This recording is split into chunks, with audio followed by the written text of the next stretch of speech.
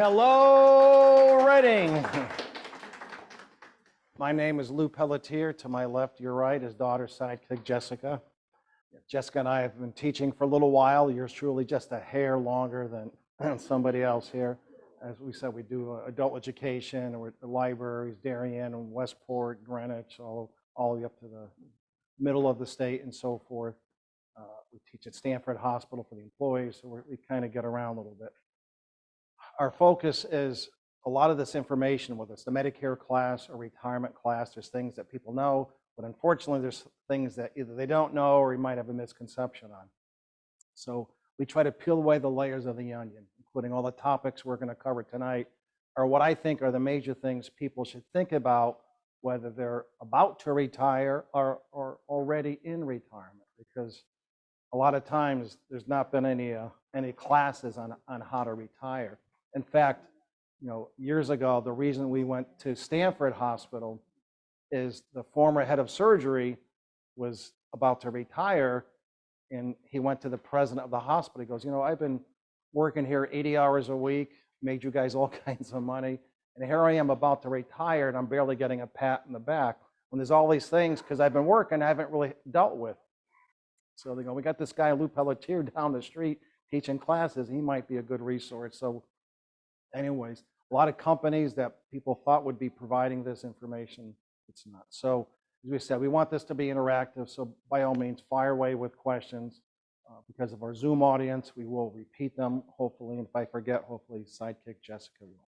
So without further ado, we're going to try to keep this not quite like a Bruce Springsteen concert where we go 4 hours. We're going to try to keep it a hair under that.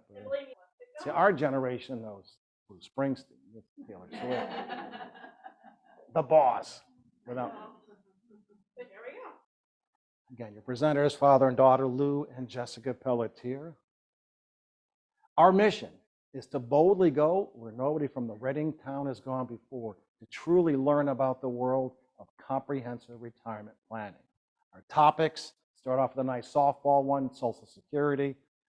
We're going to go into the Secure Act, which is actually called the Secure Act since there's been 2 of them. And then for people, whether you're working or not, if you still have a 401k or a 403b, should you keep it? Should you move it to an IRA? We're going to talk about that.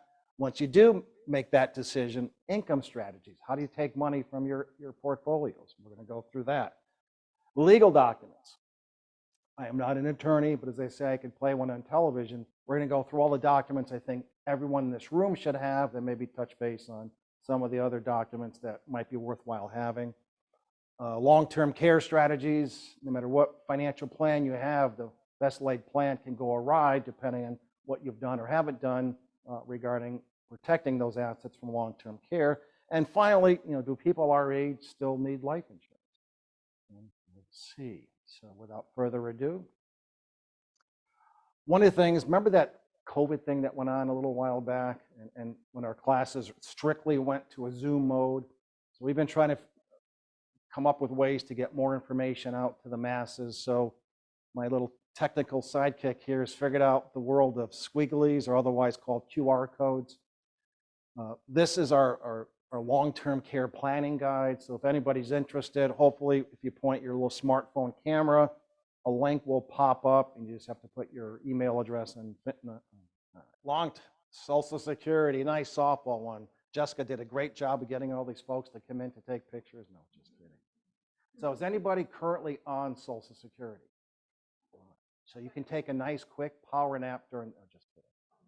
You might pick up something. So Social Security, for most people, it's age 62 to age 70. In the middle is this thing called full retirement age. But do you have to be 62 to be on Social Security? Pop quiz. Why would that? And why would that be? Do you know there's 2 different types of disability? There's SSI and there's SSDI. Anybody know the difference?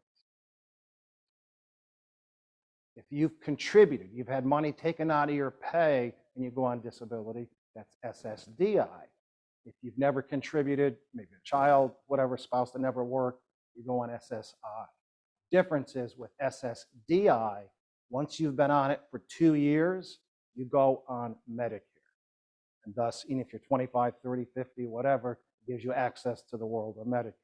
SSI, they have to wait until they're 65 to go on Medicare. For everybody else, it's an 8-year window, 62 to age 70.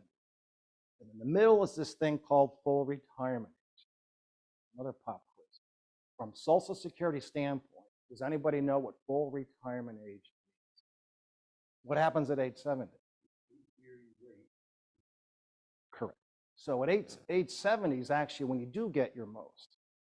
What the full retirement age means is if you're working, you no longer are penalized if you start collecting. So from age 62 to whatever your full retirement age is, and we're going to show you the graph in a second, if you start collecting and you're still working and you're making over $20,000 a year, for every $2 you make above $20,000, $1 of your Social Security benefit goes away. So say, for example, you started collecting at age 62, you're collecting $2,000 a month, $24,000 a year, but you're making $40,000 a year, which means you're $20,000 above the threshold. So divide 20 by 2, that's 10. So $10,000 would get deducted from your $24,000 Social Security benefit, netting you with 14.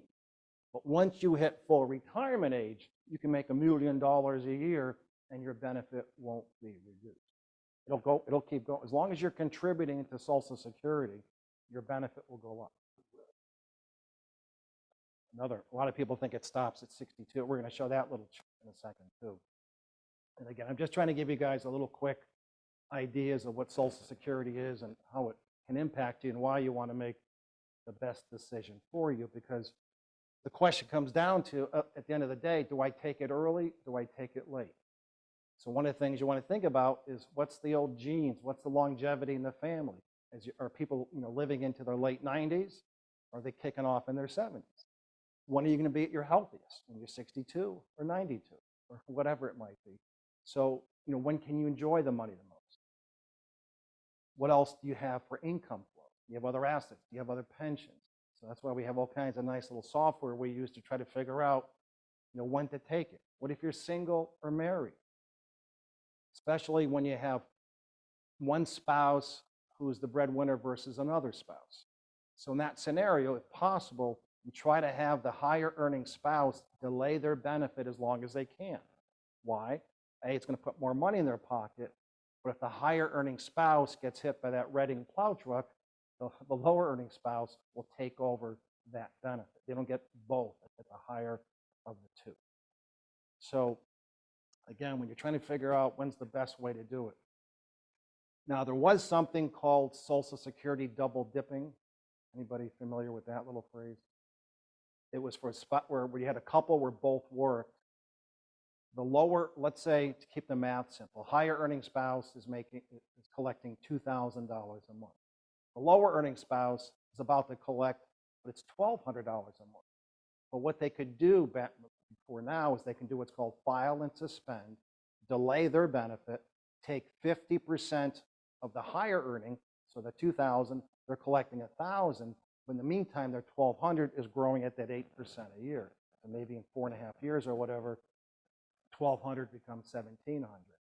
You've just given yourself a $500 a month or a $6,000 a year raise by just waiting. So the government is basically trying to phase it out. So this is actually the last year they're allowing it. So somebody has to have reached age 70 this year to take full advantage of it. So kind of a quirk in the system. Any divorcees married over 10 years? We got some questions on Social Security. So here's anybody here a teacher that's married to a non-teacher? You're going to impress all your friends at the cocktail party with all this information.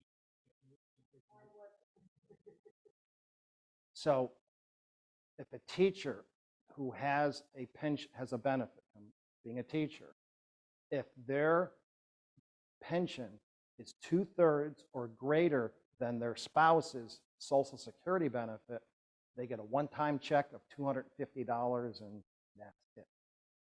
So a lot of times, you get the higher earning spouse, they think, well, if something does happen, I'll be getting that benefit. If you were a teacher and your pension is 2/3 or greater than your spouse's Social Security, you get a one-time check for $250. I still come across teachers who are not aware of it. And I might as well throw this one out. For any folks you know that might be divorced, if you were married 10 years or more, you can delay your benefit, collect the ex-spouse benefit, and delay your benefit to age 70. You have to be married 10 years. Just at Stanford Hospital alone, I probably can count 5 people that are thanking me very much for getting an extra check that they weren't planning on getting. Because you're going to, let's say once you hit your full retirement age, you can collect the divorce, your benefit from an ex, which is half of that benefit, and just delay your own benefit. So you can delay, you give yourself, and we'll get, yeah, we're going to, all right, so quickly, when you get your statement from Social Security, they show you 3 different numbers, the age 62 number, your full retirement age number, your age 70. But what if you want to start collecting at age 63 or 69? I'm not sure if you can all see this, but the bottom is the site you would go to on ssa.gov where you can just find out what that number would be at a different age. By the way, what if you are working, but you're not making as much money? You're working part-time, per diem. Is that going to lower your benefit? The answer is no. They look at your highest 35 years of earnings. Whether it's your first 35, last 35, scattered, they're just taking the highest 35. So if you're working part-time and vice versa, if you're still working, they're going to keep adding to that number until age 70. So you've all been waiting for this, the full retirement age. So full retirement age. Anybody born between 1943 and 54, full retirement age is 66. If you were born in 57, you're 66 and 6 months, the mark of the devil. And if you're born 1960 or later, you're 67. Everybody see a little pattern happening here? Full retirement age from 65 to 67. In fact, it's going from 65 to 68 over a 36-year period. In my opinion, early retirement in our lifetime won't be 62, it'll be 65. Full retirement will be age 70. All of us, for the most part in this room, except maybe 1 or 2 people, might have some impact, but the rest of us should be grandfathered. So the question is, when the politicians talk about cutting benefits, is this what they talk about? The answer is they know the bucket of money is being dwindled. And without getting too technical, the reason is it used to be part of a separate account. So it was just by itself. They moved it into what's called the general account, which meant other people could tap into it and use it for whatever purposes they wanted to. I can do a quick trivia. There was a tie in the Senate vote of 50-50. The last time they wanted to tap into it. Do you know who was the vice president who broke the tie to allow them to tap into it? Al Gore. So that's just something to think about. My favorite category of folks, the dual income, no kids, dinks. A lot of them are taking it early. Just bird in the hand, retire early, go travel, do whatever, take the money and run, and they're doing it. All right, so we're going to move on from Social Security to Secure Act. Now, believe it or not, there's actually been 2 Secure Acts in the year 2020 and the year 2023. So I'm going to try to just hit some of the quick highlights so we can get out of here before midnight. So I always say, when the government giveth, they unfortunately tend to taketh away. So one of the big things they've changed in both acts is anybody who has an IRA or 401k or 403b, that's the money the government says at a certain point in time you have to start taking a distribution. For many years, it was at age 70 and a half or the April after you turn 70 and a half. Then 3 years ago, they went from 70 and a half to 72. Then this year, they bumped it to 73, which means any money that you have that's in an IRA or 401k, you can start taking that money at age 59 and a half, but you can't delay it any farther than age 70, or now in this case, 73. So Again, when you're trying to figure what you want to do. Oh, by the way, as part of this law, they're bumping the required minimum distribution age to 75. So depending on when you turn that age, it will be when you're required to start taking it. But they take it away. So if you have an IRA or 401k and you're married, and again, you get hit by the bus, plow truck, whatever, your spouse can just take over your account. But it used to be, let's say you had a child or somebody younger that was inheriting that money, they can take it and stretch that tax burden over their lifetime. The government has said no more of that. So they're pretty much what's called eliminating the stretch IRA with what they call a 10-year rule. So if somebody that's not a spouse is inheriting a large amount of money, that tax has to be paid out, within a 10-year window. So again, when you're trying to do your little planning for down the road, some people may not care, but for some, it's definitely worthwhile. What else? They're allowing people to contribute to IRAs longer, as long as they're still working, making money, even if it's over. For people that have lump sum pensions, and if you work for the government, have a 457 plan, and if you're still working, they're allowing you to transfer money over. They changed that law a few years ago. If you were at a 401k or a 403b, as long as you were 59 and a half, even though you're still working, you could transfer that money to an IRA. They've expanded it to include pensions and 457 plans. Finally, they put in these catch-up provisions so that if you're 50 years of age or older, you can add more money into your 401k IRA to backfill, and so forth. So, 401k versus 403b. And this is a question we deal with a lot. And having been teaching at a few different hospitals, including Stanford, a lot of people's 401ks became 301ks last year. And part of it is just because of the choices they have inside there. A lot of the managed plans, 401ks, they have what are called target funds. Anybody familiar with a target fund? It's a mix of stock funds and bond funds. If it says target 2020, the more bond funds. Target 2025, a little bit, and as you go farther away, well, the issue is the stock side of it is the stock market. So depending what the markets do, which nobody truly can predict, you're going to ride the wave up and down. But the bond market side is relatively predictable. Why?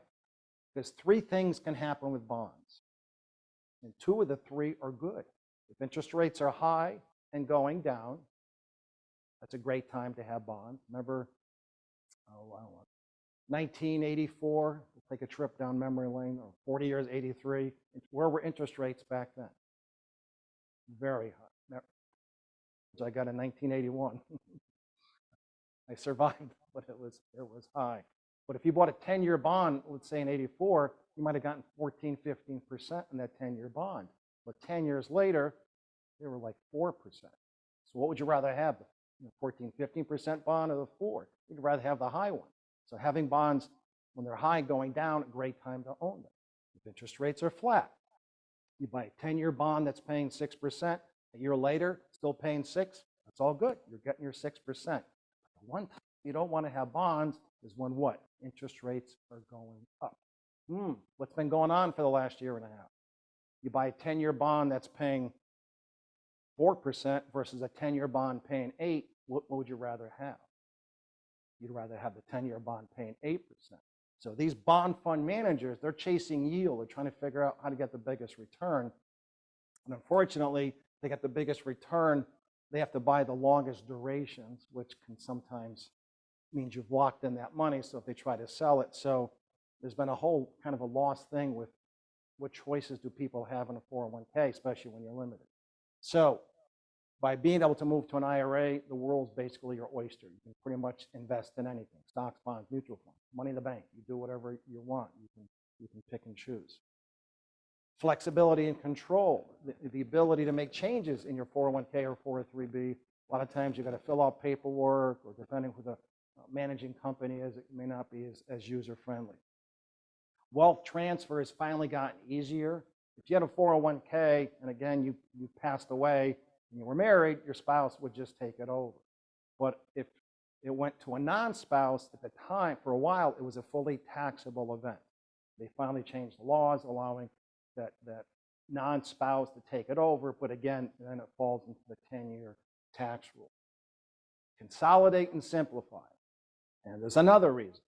Let's say you had 3 IRAs worth $500,000, and you had a separate 401k worth $500,000, and you've just hit your required minimum distribution age. So let's say, to keep the math simple, you have to take out 4% of that balance.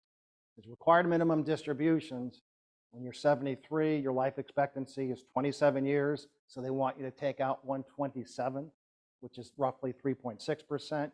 Next year, your life expectancy is 26 years, 3.8%, then 25 years, 4%. Each year, the percentage you have to take out keeps increasing.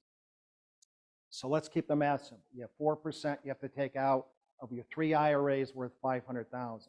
The government doesn't care where you get that $20,000. From one IRA, combination of all 3, as long as you take the 20.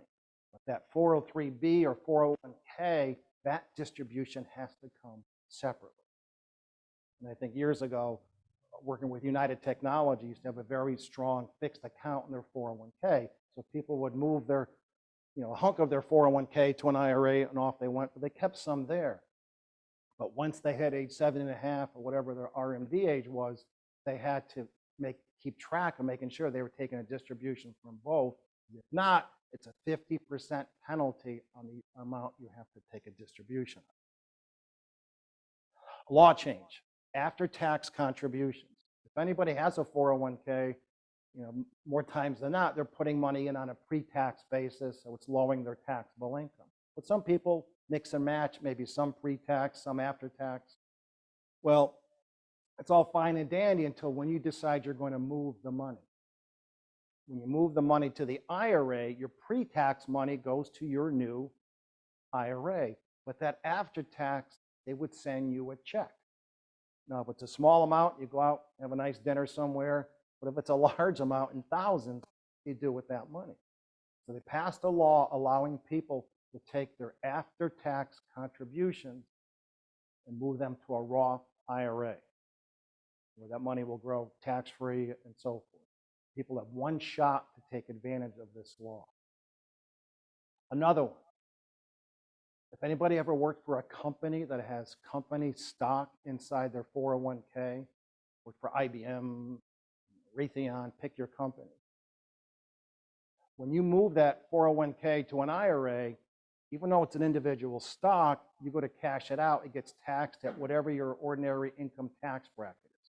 Whether it's 12%, 22, 36, whatever it might be. But there's a law allowing people to change the tax status of individual stocks in a 401k. It's called net unrealized appreciation. Anybody heard of that one? NUA. Again, you're going to press all your friends at the cocktail party.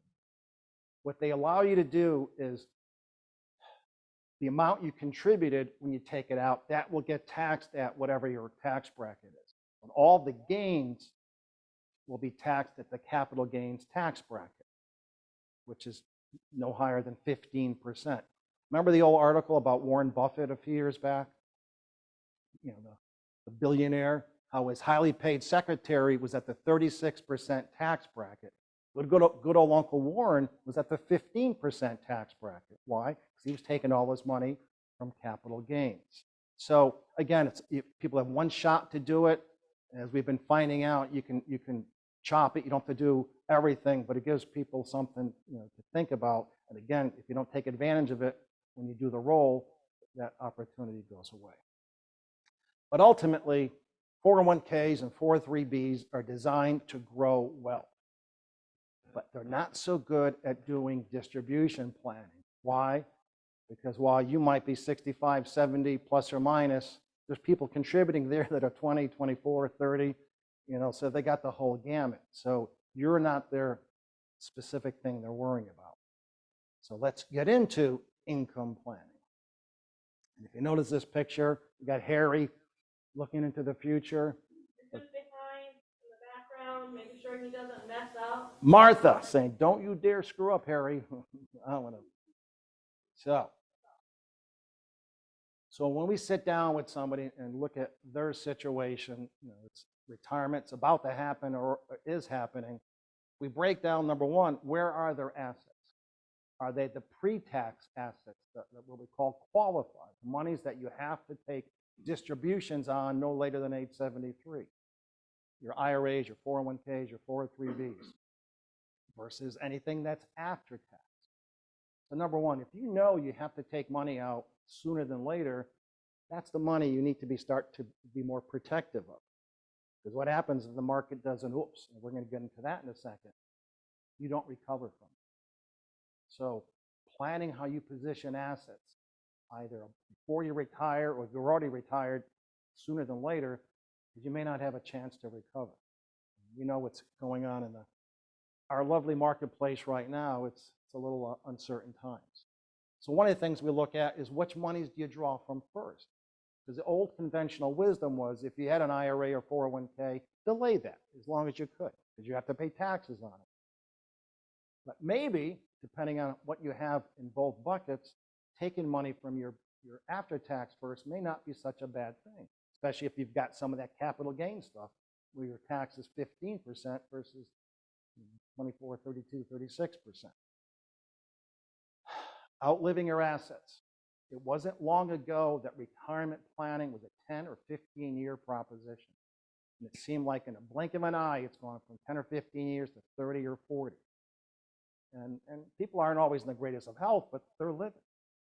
My mom, who had quadruple bypass surgery when she was 70, was an adult diabetic, passed last year at 101 years of age. People are living long. People are, like you just said, living longer. So you want to make sure that all your stuff is in order. Because ultimately, also part of this is, are you married? Are you single? Are you just taking care of yourself, or is this a package deal? So let's get into some different scenarios. So we have a lovely couple here from Reading. You guys know Gary and Barb? Your next door neighbors. So Gary and Barb, we're kind of thinking, you know what? We're age 62. We've accumulated some assets. They're thinking about retiring. Their goal is to have $100,000 in after-tax money coming in to maintain their lifestyle. So they have some decisions to make. Number one, do they tap into Social Security right away, or do they delay? If they take it early, combined, their benefit is $36,000 a year. But if they wait till age 70, it's over $80,000. But if they take it later, that means they've got to either tap into their after-tax account, which has $1 million, or his IRA has done very well. It's got $1.7 million. So again, the strategies of when do you take one thing versus another? Was Gary or Barb, who was the breadwinner? It might have been Barb. She could have been that successful person, and Gary just kind of he brought up the rear a little bit. So, because here's the issue. We got the happy couple age 62, but sometimes happiness, things change. Now we have Jim and Marie.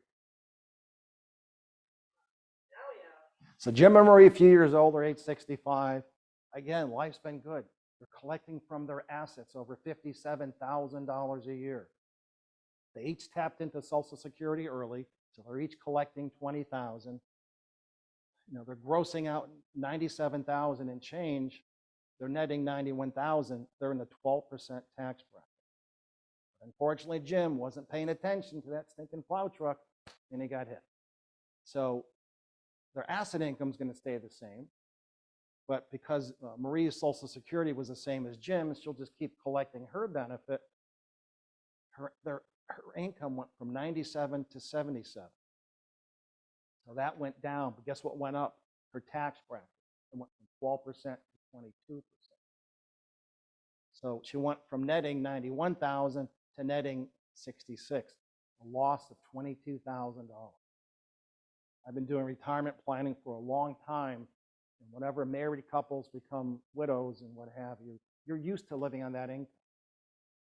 And then that one spouse goes away. It's kind of like the definition of retirement for married couples. Twice as much spouse, half as much income. And sometimes one or the other could be a. So the question is, why did, if her income went down, did her tax bracket go up? Because the tax brackets for married couples are different than tax brackets for single people. Yeah, it's this slide alone, a lot of times is like, whoa, I never thought it was that bad. Maestro.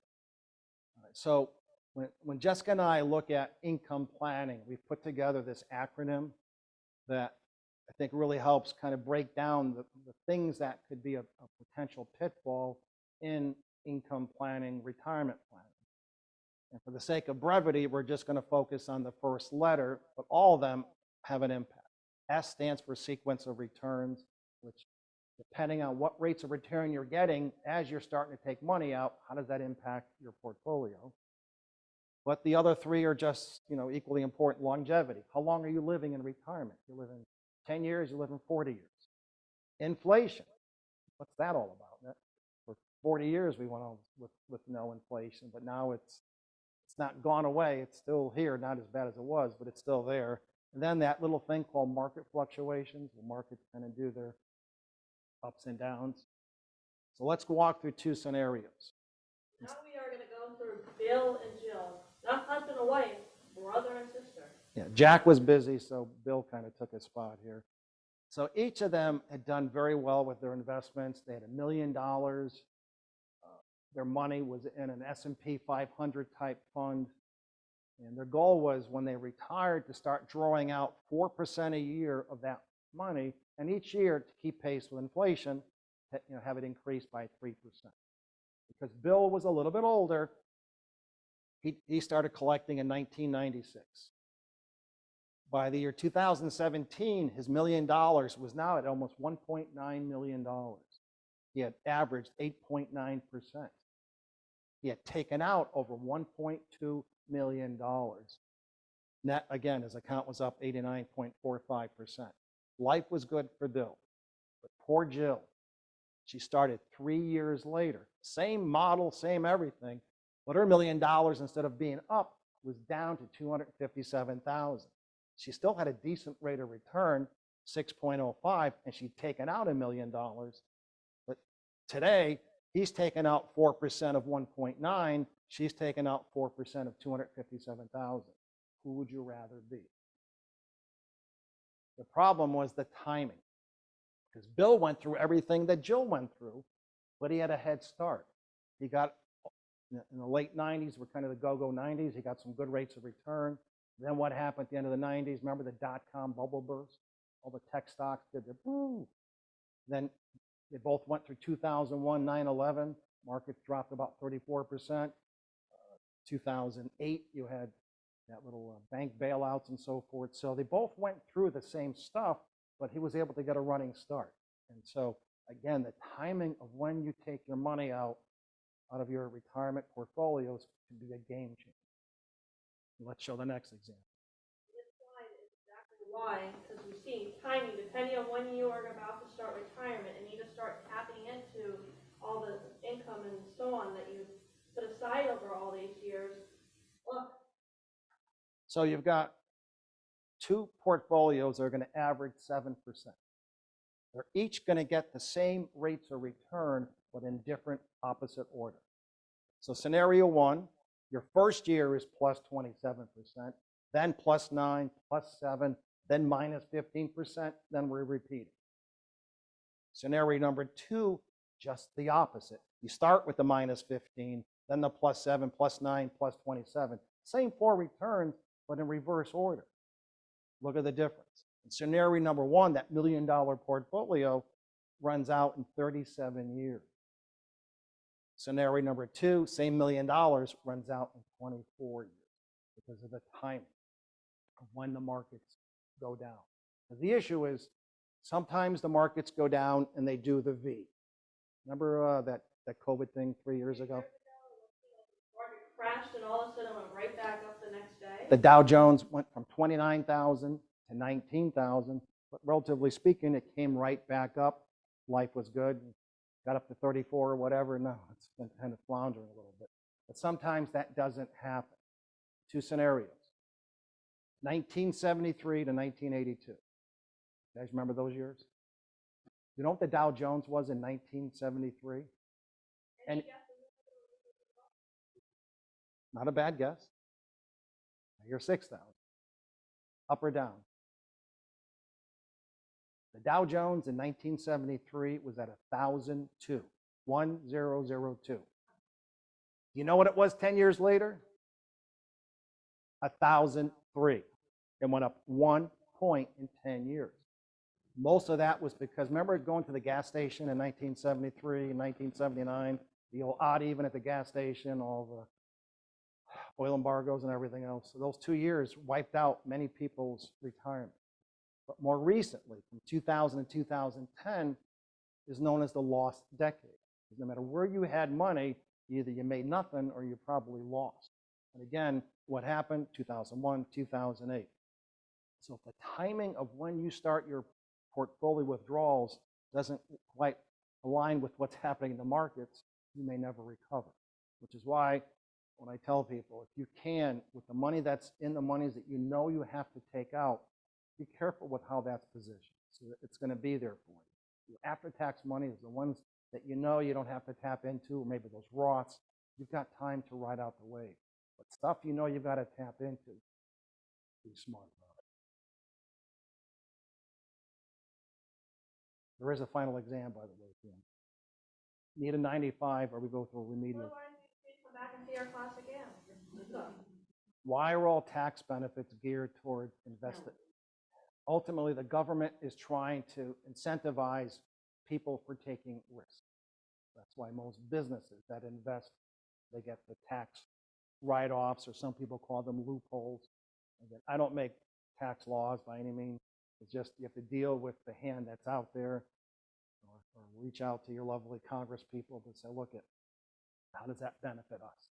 It benefits a small group of folks. But again, that's another whole topic for another day. Legal documents. Again, I'll preface this by saying I'm not an attorney.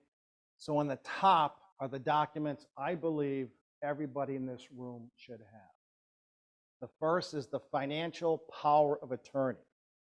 It comes in 2 flavors. Durable, which means that person can have access to your money whether you're in good health or not. Then there's a limited one, which the technical term is called springing power of attorney, which means they can only have access to your money if there's been a springing event. So let's walk through. So the durable power, maybe a spouse, maybe a sibling, somebody you really trust, that if because they have access to your money, which hopefully they would only use it under proper circumstances. The limited one, as I call it, is the backup, the springing power. So let's say you're traveling in Europe and there's a flood here in Reading. They would have access to your money to pay the bills, keep things going. Or God forbid you're in a car accident, again, keep the lights on until the cavalry arrives to figure out what's going on. So the financials, durable or medical, or durable or limited. The next one is the medical power of attorney. With the way laws are now, the way the HIPAA is impacting people, it's definitely one that you want to have. I'll give you the quick example I talk about in our Medicare class. Has anybody here ever been to the ER? The ER says, you know what, you're not looking so good, so we want to keep you overnight. But they don't admit you to the hospital. What do? What's the term they call it? Observation. And what do you want to do if you hear the word observation? Scream. Why? Because if you're under observation, from a Medicare standpoint, you go from being under Part A, your hospital coverage, to Part B, all your doctor outpatient, which basically says Medicare covers 80%, you're on the hook for 20%. The problem is I want you to scream, but maybe that's why you're there. You can't scream because you're not feeling so good. So you need to have somebody scream for you. Because why? When you're then placed on that floor, is your doctor going to be in charge of your medical care?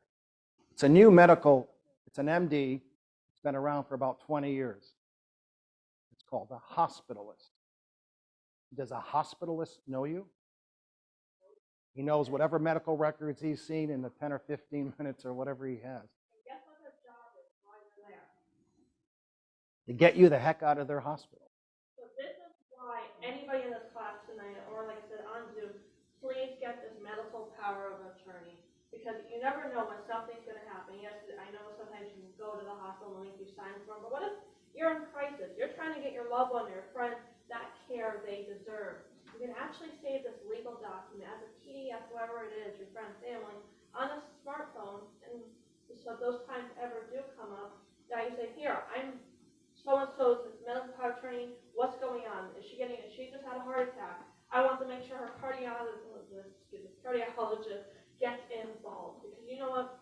It's the worst thing when we go to these hospitals, when we get brought in, that, you see people there alone. And that's one thing. You never want to be alone in these medical facilities. Third document is the living will, which is very straightforward. Just says, pull the plug, do not resuscitate. It's your own personal wishes if it's something you don't care about, but at least be aware of it. So it's not left to a child or a sibling to have to make that decision. The one thing I don't include on the must-have is the living trust, a revocable trust, because basically that document does one thing and one thing only, for assets to bypass probate. But guess what? Most people's assets already bypass probate, or without doing much can be made to bypass probate. The one thing that doesn't bypass probate is the value of your estate. Let's ask a question. Let's say you live here in Reading and you have $1 million estate and you pass. You know what the probate fee is in this town for that $1 million estate? Any dollar amount, percent guesses? It's about $2,200 on $1 million estate. So the fees come in as from the attorneys who are trying to manage the estate. But guess what? So the only assets that go to probate are the ones that don't fall under my little how now brown cow, C-O-W. Write this one down. Again, it's a great one at the cocktail party. If you have a contract, letter C, life insurance policy, an IRA, a 401k, an annuity, anything that has a named beneficiary, whoever you've named on there, it's going to go to them. The value of the account still counts towards the probate fee, but the actual asset's going to go to whoever you've named on there. O stands for operation of law. The two most famous ones are JTWROS, joint with rights of survivorship, or TOD, transfer on death. Again, the value of that account will count towards the probate fee, but the actual asset's going to go to whoever you've named on. W, the will, that's the catch-all. That's that fur coat that's been hanging in that closet, or that 68 Trans Am that's been in the garage that's going to be done through the reading of the will. So again, so many people, there's people that may need a living trust, but more times than not, they've spent $5,000 to $10,000 for a document they really don't need. So one time you might need it if you have multiple properties and so on. That's when it's nice to have a trust. So we had one gentleman that had 20 rental properties, all of them, and that was the way to protect it. So let's quickly, what is a living trust? Otherwise known as a revocable trust. And again, just to cut to the chase, the bottom two bullet points. Yes, it will bypass probate. It does its job. You paid for it, you might as well get it to do it. But what it doesn't do, it doesn't protect assets from the nursing. It's a trust, but it's a revocable trust. You can revoke it. You can change your mind. As long as you can revoke it, it never starts that look-back period. As far as the government is concerned, sorry, you've never really given that money away. If you ever do need care or so on, this does not protect it. They can go after it. Like you just said, if you can change your mind, that means they can go after it. So one thing people think about is this thing called Title 19. Anybody heard of Title 19? Hopefully a few. So right now, this is the current numbers in the state of Connecticut. They are updating them every so often. But for a married couple, this is what's interesting. You can have one home, one car, and up to $148,620. But look at the next number for a single person. Married couples going up, the single person hasn't been changing. You can have no home, no car, and only $1,600 of assets. And that's it. And They by want you wiped out. And why I bring this up, we've had people go into a nursing home, at the worst time, you're emotional, just trying to get the care you deserve for your spouse. They will tell you the numbers for a single person just to scare you, to make sure you can pay the bill. and by the way, as a married couple, you can protect 148,620, but you need double that amount, the 297 and change, to protect that amount. So what is this Title 19, and what are your options, and what can you do? Well, unfortunately, laws kind of come and go. Up till 10 years ago, if somebody was in the nursing home, single or married, I could still come along and protect half of their assets. There was something called split gifting. So let's say you add $500,000 to your estate, to your name, and you're in the Reading nursing home. I would have you keep $250 and give away the other $250. So now, let's say back then the cost of the nursing home was $10,000 a month. By the way, do you know what it is now? 20,000.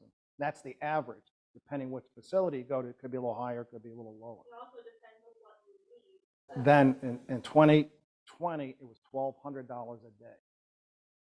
Now, some of these facilities are called respiratory facilities because you need oxygen. So I'm going to have you keep half the $250. Again, let's say, to keep the numbers simple, the cost of that nursing home back then was $10,000 a month. Every month, you're writing a check for $10,000.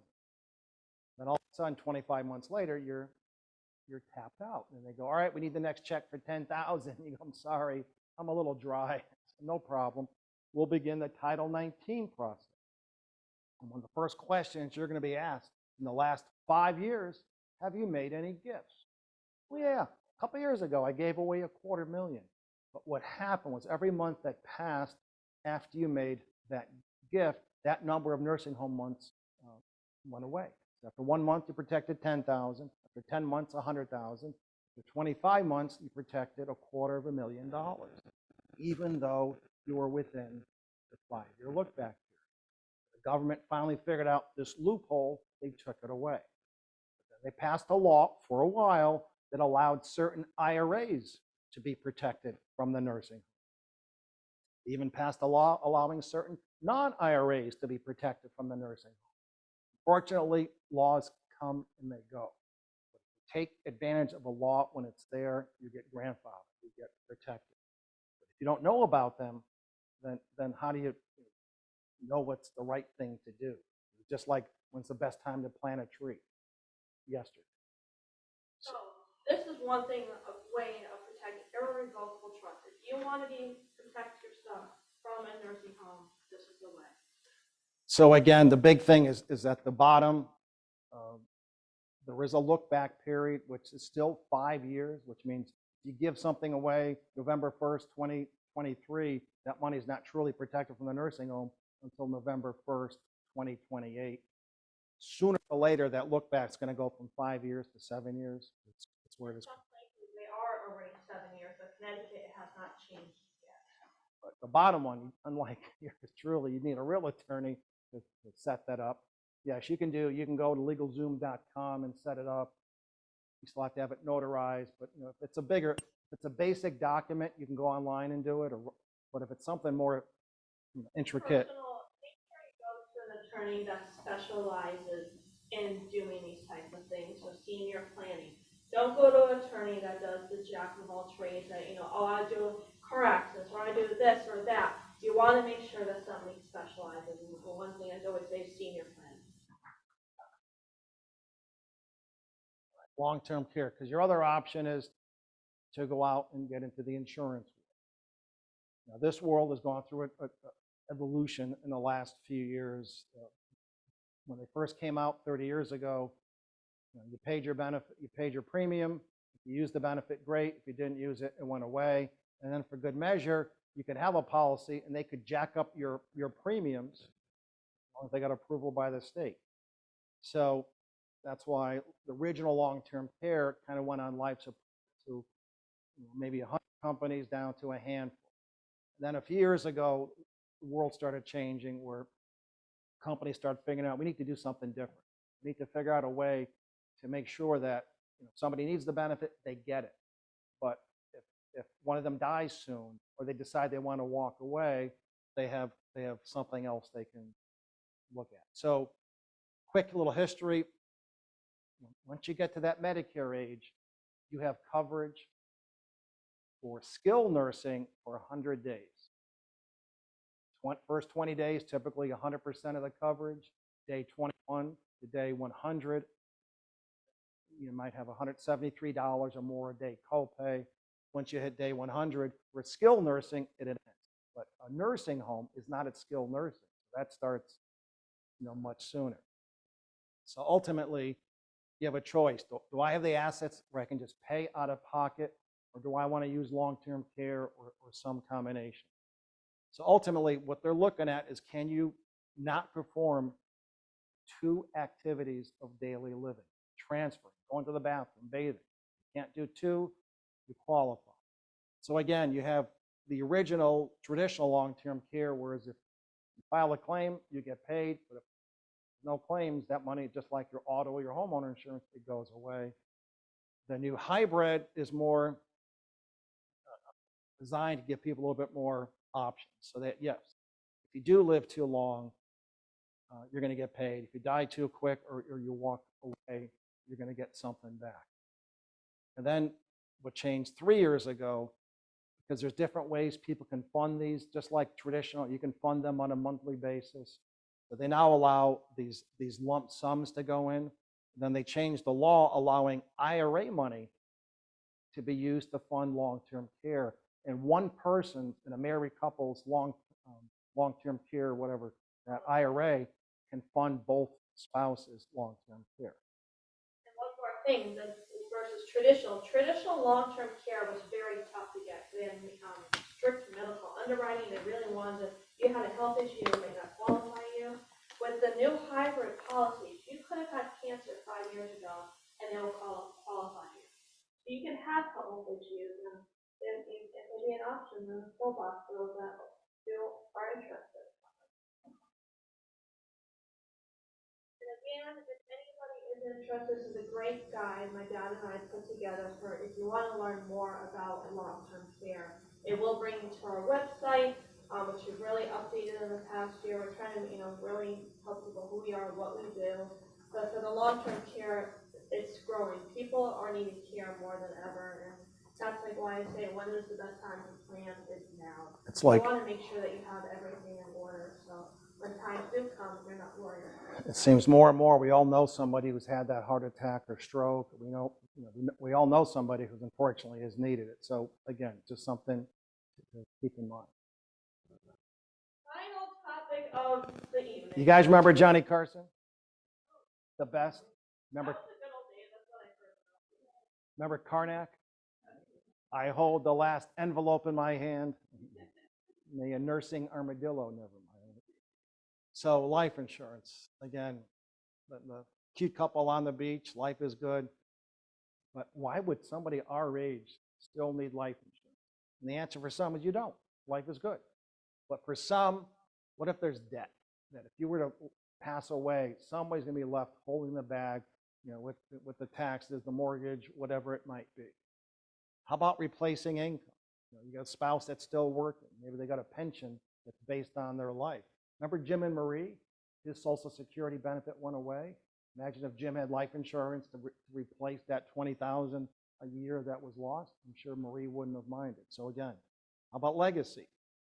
Whether you care about the kids or the heirs or charities. For the library. We teach at we've had a number of libraries where wings or entire were funded by proceeds from life insurance. One more thing, one not bullet point is if somebody has existing life insurance that has cash value, there may be ways to transition that into potentially one of these hybrid type of vehicles. And finally, most life insurance, there's a process. If you do pass away, they need the death certificate. That doesn't quite pay out in 38 seconds. But a lot of times people might need the money sooner than later. So they've come up with these what are called final expense policies. They're typically not more than 40 or 50,000, but they pay almost immediately. no death certificate required. So let's say you're trying to, plan that Irish wake or whatever, you'll get that money coming in, typically within a few days to a week. So again, it's something. What do we want? So at the end of the day, what do we call ourselves? Comprehensive retirement planning specialist. We just talked about my one example, but Medicare planning. We're the largest firm in Connecticut. We're going through this little thing called open enrollment. You might have seen a commercial or two on that. But above and beyond that, how do you protect your hard-earned assets, from long-term care exposure? How do you make sure you have enough income to live the rest of your life? Tax planning. If you've got pre-tax and post-tax, which ones do you tap into first? Again, do you need life insurance? And finally, which we didn't really get into, just there's so many different laws and programs that impacts our age group that either people don't know about or don't think they qualify. For example, has anybody heard of something called the Medicare Savings Program? It's a federal program that every state is through the Department of Social Services.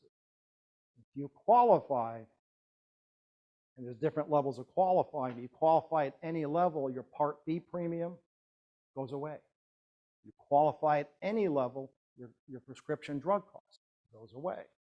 You qualify at the top level, all your deductibles and copays that Medicare doesn't cover, they will. Now, most states look at both income and assets. The state of Connecticut is one of a few that only looks at income. So you can have $1 million in savings investments. As long as your income falls within the criteria, you're eligible. And they don't even look at all income. So collecting Social Security, they're going to count that. You're collecting a pension, they're going to count that. You've got dividends and interest, yep, they count that.